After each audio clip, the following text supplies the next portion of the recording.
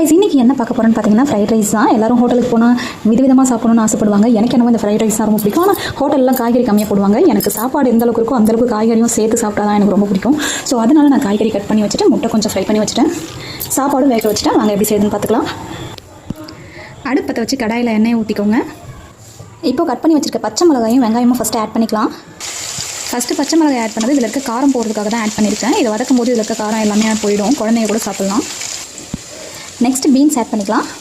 ஏன்னா பீன்ஸ் கொஞ்சம் வேகிறதுக்கு லேட் ஆகும் இல்லைங்களா, கொஞ்சம் நச்சு நச்சுன்னு இருக்கும். அதனால் பீன்ஸ் ஆட் பண்ணிக்கலாம். இப்போ குடமிளகாய் ஆட் பண்ணிக்கலாம். அப்புறம் கேரட்டும் கோஸும் பார்த்திங்கன்னா நான் குட்டி குட்டியாக துருவி வச்சுருக்கேன், பாப்பா சாப்பிடுவா அப்படிங்கிறதுக்காக. ஸோ அதனால் இதை நான் கடைசியாக ஆட் பண்ணிக்கிறேன். ஏற்கனவே பார்த்திங்கன்னா ஃப்ரைட் ரைஸ் மசாலாவில் உப்பு இருக்கும். ஸோ அதனால் நான் இந்த காய்க்கு ஏற்ற மாதிரி மட்டும் கொஞ்சமாக உப்பு போட்டுருக்கேன். சாப்பாட்டுக்கு ஏற்ற மாதிரி ஃப்ரைட் ரைஸ் மசாலாவில் கண்டிப்பாக உப்பு கொடுத்துருக்காங்க, நீங்கள் பார்த்து போட்டுக்கோங்க.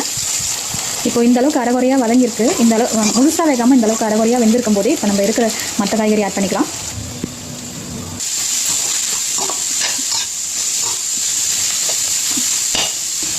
இப்போ இருக்க ஃப்ரைட் ரைஸ் மசாலா முழுசாகவே கொட்டிக்கலாம். பெப்பர் பொடி கொஞ்சமாக போட்டுக்கலாம். இப்போ இது கூட ரைஸ் ஆட் பண்ணிக்கலாம்.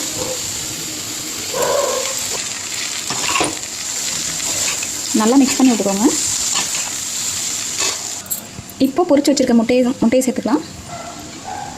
கொத்தமல்லியும் சேர்த்துக்கலாம். அவ்வளோதான் ஃப்ரெண்ட்ஸ். இதை கிண்டி விட்டு சர்வ் பண்ணிங்கன்னா ரெடி ஆகிடும். ஹோட்டலில் வாங்கிறத விட ரொம்பவே டேஸ்ட்டாக இருக்கும். குழந்தைங்களுக்கு இந்த மாதிரி ஹெல்த்தியாக செஞ்சு கொடுங்க. அடிக்கடி ஃப்ரைட் ரைஸ் கேட்டாங்கன்னா கடையில் வாங்கி தராதுங்க.